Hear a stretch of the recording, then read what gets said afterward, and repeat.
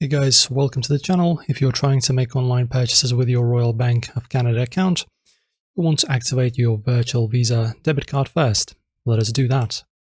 So guys, if you're using the app, open the app on your phone and log into your account. On the home screen, tap on your primary checking account.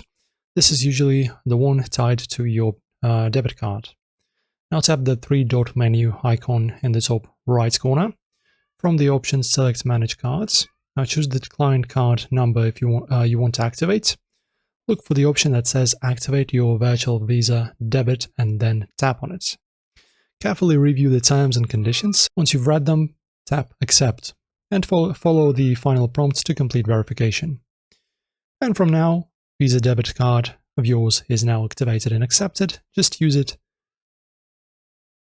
Just use your card number, expiration date, and CVV like you would with a regular credit card to make purchases from now. Guys, enjoy the video, like and subscribe. See you soon.